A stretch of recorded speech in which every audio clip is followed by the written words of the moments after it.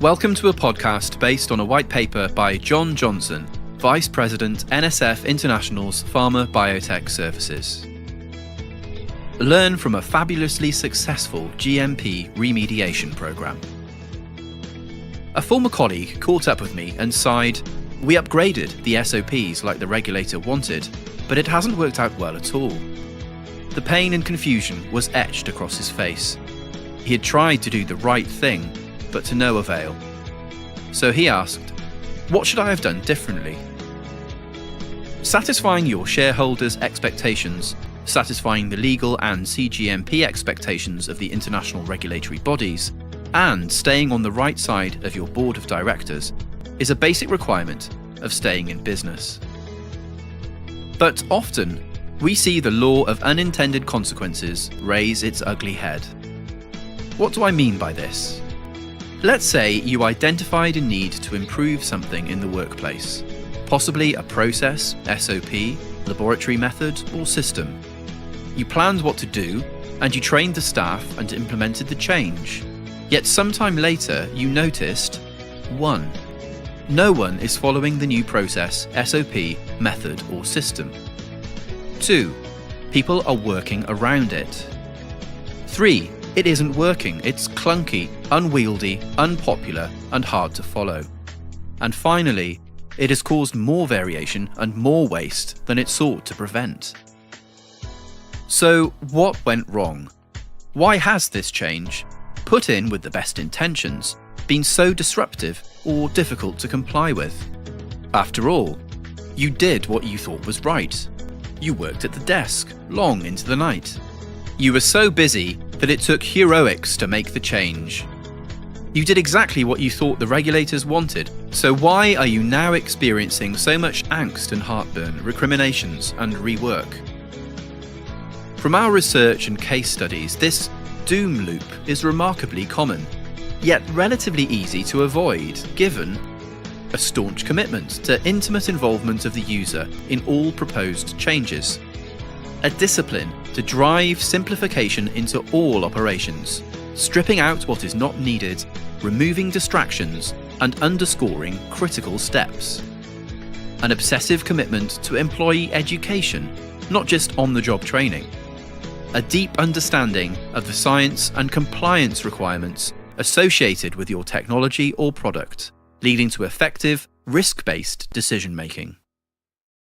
We are describing a remediation program that appeared at first to be impossibly daunting, expensive, and unattainable.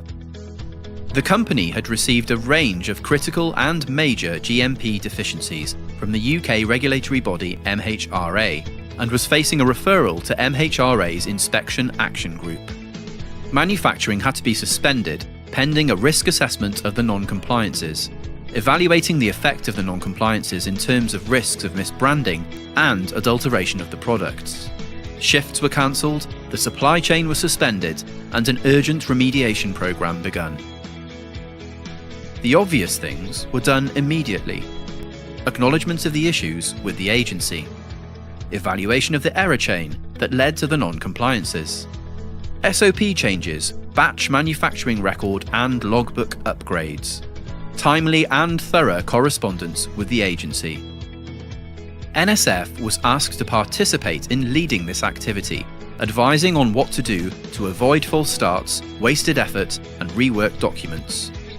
With our involvement, the company made a critical decision that was estimated to reduce the time in IAG referral by 6 months and to allow the company to get back into production 3 months earlier. These were must-haves, not just for the performance of the business, but for its survival. We worked with the company to look critically at the staff behaviours that led to the critical and major non-compliances. Assess how those behaviours relied on the motivation, ability, simplicity of method, triggers, cues, and basic habits of staff performing their daily work. To assess how those behaviours could be altered to ensure the right decisions are made at the right time by the right people, without relying on the senior few.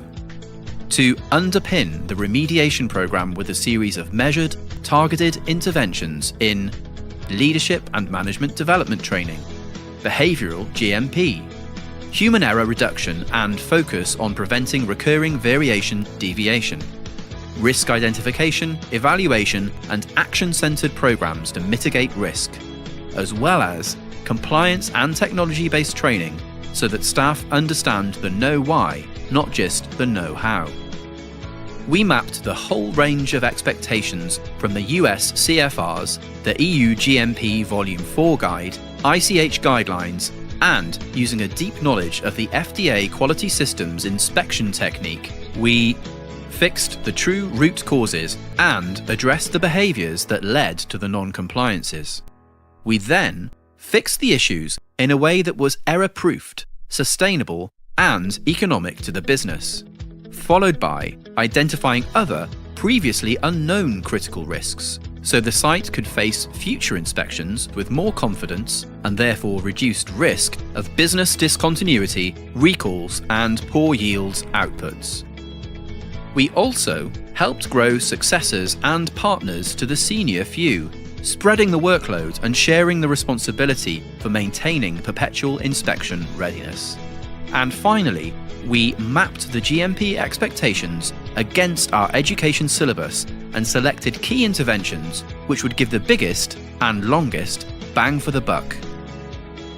The key message here is educating your staff beyond the typical training events promotes less complexity throughout the documentation system, drives flawless execution of key steps, and grows your staff's contribution to the long-term health of your organisation.